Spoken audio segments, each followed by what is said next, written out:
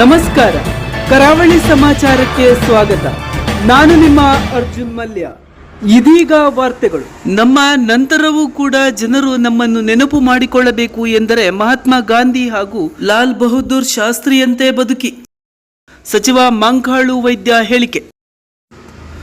ಪ್ರತಿಯೊಬ್ಬರಿಗೂ ಸಾವು ಒಂದಲ್ಲ ಒಂದು ದಿನ ಬಂದೇ ಬರುತ್ತದೆ. ಆದರೆ ನಮ್ಮ ನಂತರವೂ ಕೂಡ ಜನರು ನಮ್ಮನ್ನು ನೆನಪು ಮಾಡಿಕೊಳ್ಳಬೇಕು ಎಂದರೆ ರಾಷ್ಟ್ರಪಿತ ಮಹಾತ್ಮ ಗಾಂಧಿ ಹಾಗೂ ಲಾಲ್ ಬಹದ್ದೂರ್ ಶಾಸ್ತ್ರಿಯವರು ಹಾಕಿಕೊಟ್ಟಿರುವ ಹಾದಿಯಲ್ಲೇ ಜೀವನ ಸಾಗಿಸಬೇಕು. ಆಗ ನಾವು ಬದುಕಿದ್ದಕ್ಕೆ ಸಾರ್ಥಕತೆ ಒದಗಿ ಬರುತ್ತದೆ. ಬದುಕಿದರೆ ಮಹಾತ್ಮ ಗಾಂಧಿ ಹಾಗೂ ಲಾಲ್ ಬಹದ್ದೂರ್ ಶಾಸ್ತ್ರಿಯವರಂತೆ ಬದುಕಬೇಕು ಎಂದು ಯುವಜನತೆಗೆ ಸಚಿವ ಮಂಕಾಳು ವೈದ್ಯರು ಕರೆ ಕೊಟ್ಟರು.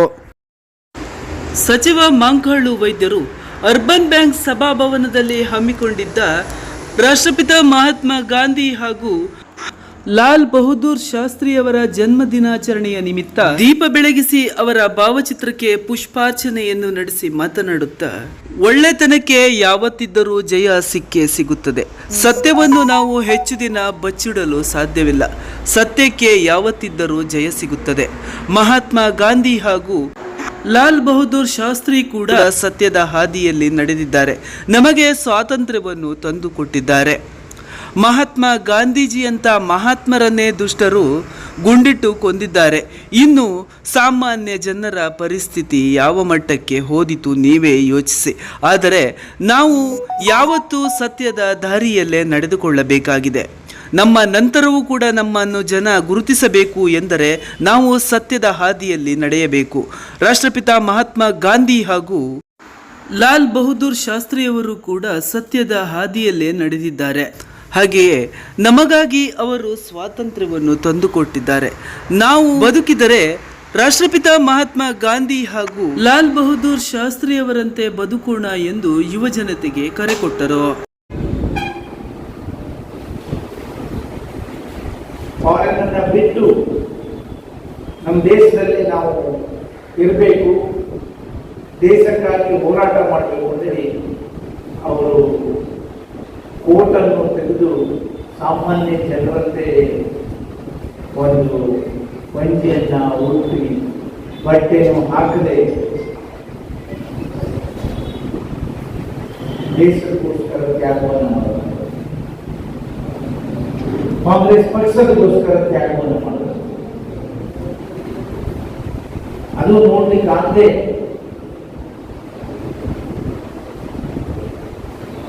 ಅವರನ್ನ ಗುಂಡಿಟ್ಟುಕೊಂಡು ಅಂತ ಮಹಾನ್ ವ್ಯಕ್ತಿಗಳನ್ನು ಅವ್ರಿಗೆ 79ನೇ ವಯಸ್ಸಲ್ಲಿ ಅವ್ರ ವಯಸ್ಸು ನೋಡದೆ ಅವರನ್ನ ಕೊಲೆ. ನಾವು ಈಗಿನ ಜನಾಂಗಕ್ಕೆ ಹೇಳಬೇಕಾಗ್ತದೆ,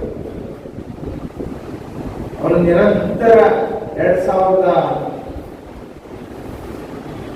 ಅಲ್ಲಿಂದ ಹೆಚ್ಚು ಕಡಿಮೆ 150 ವರ್ಷ ಇಲ್ಲಿಗೆ 100 ವರ್ಷ ಮುಗಿಸಿದೇವಲ್ಲ. ಈ 2024ರಲ್ಲೂ ನಾವು ಅವರನ್ನ ನೆನಪು ಮಾಡ್ಕೊಳ್ತೇವೆ. ಅವ್ರು ಮಾಡಿದಂತ ದೇಶಕ್ಕಾಗಿ ತ್ಯಾಗ, ಜನಕ್ಕೆ ಯಾವ ರೀತಿ ಸಂದೇಶ ಕೊಡಬೇಕು, ಯಾವ ರೀತಿ ಬದುಕಬೇಕು ಅಂದೇಳಿ ಒಂದು ಅವರ ಆದರ್ಶವನ್ನ ಇವತ್ತೇ ನಾವು ನೀವು ಎಲ್ಲರೂ ಅಳವಡಿಸ್ಕೊಂಡಿದ್ದೇವೆ. ಮುಂದಿನ ಜನಾಂಗಕ್ಕೂ ಅದನ್ನ ನೆನಪಿಸಬೇಕು ಅನ್ನುವಂತಹ ಉದ್ದೇಶದಿಂದ ಈ ಕಾರ್ಯಕ್ರಮವನ್ನು ನಾವು ಮಾಡ್ತಾ ಇದ್ದೇವೆ. ಎಲ್ಲರಿಗೂ ಗೊತ್ತಿದೆ, ಪ್ರತಿಯೊಂದು ಭಟ್ಕಳ ಬ್ಲಾಕ್ ಕಾಂಗ್ರೆಸ್ ಅಧ್ಯಕ್ಷರಾದ ವೆಂಕಟೇಶ್ ನಾಯ್ಕ್ ಮಾತನಾಡುತ್ತಾ, ಆದರ್ಶವಾದಿ ಮಹಾತ್ಮ ಗಾಂಧಿಯವರನ್ನು ಕೂಡ ಇಂದು ವಿರೋಧಿಸಲಾಗುತ್ತದೆ. ಅವರ ಬಗ್ಗೆ ಸಾಮಾಜಿಕ ಜಾಲತಾಣದಲ್ಲಿ ಅವಹೇಳನವಾಗಿ ಪೋಸ್ಟ್ಗಳನ್ನು ಹಾಕಲಾಗುತ್ತದೆ. ಇದು ನಮ್ಮ ದೇಶದ ಒಂದು ದುರಂತವೇ ಸರಿ ಎಂದು ಹೇಳಿದರು.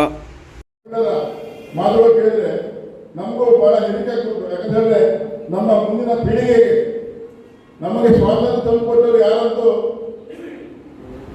ಅವರು ಮರೆಸಲಿಕ್ಕೆ ಪ್ರಯತ್ನ ಪಡ್ತಾ ಇದ್ದಾರೆ. ಹಾಗಾಗಿ ನಾವು ಇವರು ಮಾಡಿಕೊಟ್ಟ ಆದರ್ಶ, ಅವರ ತ್ಯಾಗ ಇರ್ಬೋದು, ಅವರ ತತ್ವ ಇರ್ಬೋದು, ಅವರ ಒಂದು ಅಹಿಂಸಾ ಆಗಿರ್ಬೋದು, ಅದನ್ನೆಲ್ಲ ಅಳವಡಿಸಿಕೊಂಡು ನಮ್ಮ ಮುಂದಿನ ಪೀಳಿಗೆಗೆ ನಾವು ಯಥೇಚ್ಛವಾಗಿ ನಾವು ಏನು ಪುಸ್ತಕ ಹೇಗೆ ಓದ್ತು ಮತ್ತು ನಮ್ಮ ಭಜನೆ ಹೇಗೆ ಮಾಡ್ತು ಮನೆಯಲ್ಲಿ, ಅದೇ ರೀತಿಯಲ್ಲಿ ನಮ್ಮ ದೇಶಕ್ಕೆ ಸ್ವಾತಂತ್ರ್ಯ ನಮ್ಮ ಮಹಾನ್ ವ್ಯಕ್ತಿಗಳ ಪರಿಚಯವನ್ನು ನಾವು ನಮ್ಮ ಮುಂದಿನ ಮಕ್ಕಳಿಗೆ ಮಾಡಿಕೊಡಾಗ್ತದೆ. ನಿಜವಾಗಿಯೂ ಮಾಡಿದ್ರೆ ಇವತ್ತು ನಾನು ಬೆಳಿಗ್ಗೆ ಒಂದು ವಾಟ್ಸಪ್ ಮಾಡಿದೆ, ಗಾಂಧಿಯವರ ಬಗ್ಗೆ ಅವರು ಗ್ರೂಪ್ ಬರೀತಾರೆ, ಅಂದರೆ ಬಹಳ ಹಿಂಸೆ. ಈ ಸಂದರ್ಭದಲ್ಲಿ ಜಾಲೆ ಪಟ್ಟಣ ಪಂಚಾಯತ್ನ ಉಪಾಧ್ಯಕ್ಷರಾದ ಇಮ್ರಾನ್ ಲಂಕಾ ಅವರು ಮಾತನಾಡುತ್ತಾ, ನಾವು ಚಿಕ್ಕವರಿಂದ ಮಹಾತ್ಮ ಗಾಂಧೀಜಿಯ ಆದರ್ಶಗಳನ್ನು ಕೇಳುತ್ತಾ ಬಂದಿದ್ದೇವೆ. ಅವರು ದೇಶಕ್ಕಾಗಿ ಮಾಡಿದ ತ್ಯಾಗವನ್ನು ನಾವು ಇಂದು ಸ್ಮರಿಸಿಕೊಳ್ಳುತ್ತೇವೆ. ಇಂದು ಕೂಡ ನಾವು ಅವರನ್ನು ಆದರ್ಶ ವ್ಯಕ್ತಿಯಾಗಿ ಇಟ್ಟುಕೊಂಡಿದ್ದೇವೆ ಎಂದರೆ ಅವರು ಮಾಡಿದ ತ್ಯಾಗವೇ ಕಾರಣ ಎಂದು ಹೇಳಿದರು. ಶಾಲೆಯಲ್ಲಿರುವಾಗ ಮಕ್ಕಳಾಗಿ ಇದರ ಮಹತ್ವತೆಯನ್ನು ಓದುತ್ತಾ ಮತ್ತು ಕೇಳುತ್ತಾ ದೊಡ್ಡವರಾಗಿದ್ದಾರೆ. ನಮ್ಮ ಭಾರತಕ್ಕೆ, ನಮ್ಮ ದೇಶಕ್ಕೆ, ನಮ್ಮ ದೇಶದ ಜನಾಂಗದವರಿಗೆ ಅತಿ ಹೆಚ್ಚಾಗಿದೆ ಮತ್ತು ಬ್ರಿಟಿಷ್ ಕಾಲದಿಂದ ಕೂಡ ಅವರು ಕಾನೂನನ್ನು ಓದಿ ತಮ್ಮ ಜೀವನವನ್ನು ಭಾರತದ ಸಿಟಿಜನ್ಸ್ ಹಕ್ಕುಗಳನ್ನು ಪಡೆಯಲಿಕ್ಕೆ ತಮ್ಮ ಜೀವನವನ್ನು ತ್ಯಾಗ ಮಾಡಿದ್ದಾರೆ. ನಾನು ಅದರ ಡೀಟೇಲಲ್ಲಿ ಓದಲಿಕ್ಕೆ ಬಯಸುವುದಿಲ್ಲ, ಆದರೆ ಸಮಾಜದ ಎಲ್ಲ ವರ್ಗಗಳಿಗೆ ಶೈಕ್ಷಣಿಕ ಹಕ್ಕು, ಸಾಮಾಜಿಕ ಹಕ್ಕು, ಅದೇ ರೀತಿಯಲ್ಲಿ ಫೈನಾನ್ಷಿಯಲ್ ಪೊಸಿಷನ್ಸ್ ಕೂಡ ಕೊಡಲಿಕ್ಕೆ ಅವರು ಬ್ರಿಟಿಷ್ ಸಂಗಡ ಏನು ನಮ್ಮ ದೇಶದ ಸ್ವಾತಂತ್ರ್ಯಕ್ಕಾಗಿ ಏನು ಹೋರಾಟ ನಡೆಸಿ ನಿಮ್ಮೆಲ್ಲರಿಗೂ ಇಂತಹ ಸೌಂದರ್ಯವಾದ, ಇಂತಹ ಅದ್ಭುತವಾದ ಭಾರತವನ್ನು ನಮ್ಮ ಎದುರುಗಡೆ ಕೊಟ್ಟಿದ್ದಾರೆ. ಅದಕ್ಕೆ ಈ ಸಂದರ್ಭದಲ್ಲಿ ಇತರ ಮುಖಂಡರು ಹಾಗೂ ನಾಯಕರು ಮಾತನಾಡಿದ್ದು ಹೀಗೆ. ವಿದೇಶದಲ್ಲೂ ಈ ದಿನಾಚರಣೆ ನಡೀತವೆ, ನಿಮಗೆಲ್ಲ ಗೊತ್ತಿರಬೇಕು. ಯಾಕಂದರೆ ಅಮೆರಿಕಾದಲ್ಲಿ ಇಂಟರ್ನ್ಯಾಷನಲ್ ಅಹಿಂಸಾ ಡೇ ಆಚರಣೆ ಮಾಡ್ತೀವಿ. ಇಡೀ ವರ್ಲ್ಡ್ನಲ್ಲಿ ಇವತ್ತಿನ ದಿನದಲ್ಲಿ ಯಾರೆಲ್ಲ ಜನ ಎಷ್ಟು ಜನ ತಿರೋಗ್ತಾರೆ ಇಲ್ಲ, ಆದರೆ ಗಾಂಧೀಜಿ ಬಗ್ಗೆ ಯಾವ ರೀತಿ ಪ್ರೀತಿ ವಿಶ್ವಾಸ ಇತ್ತು ಅದು ಯಾರಿಗೆಲ್ಲಕ್ಕೆ ಬರೋಲ್ಲ. ಅದೆಲ್ಲ ನಾವು ತಗೊಳ್ಬೇಕು.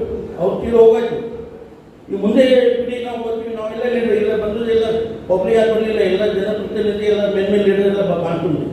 ಮತ್ತೆ ಅವರು ಯಾವ ರೀತಿಯಿಂದ ಹೋರಾಟ ಮಾಡಿ ಬ್ರಿಟಿಷರಿಗೆ ಹೋರಾಟಕ್ಕೆ ಯಾವ ನಮ್ಮನೆ ಕೆಲಸ ಮಾಡಿ ಅವರು ನೇತೃತ್ವದಲ್ಲಿ ಏನೇನು ಕೆಲಸ ಆಗಿ ನಮಗೆಲ್ಲ ಯಾವಾಗ ನೆನಪಿರ್ತದ.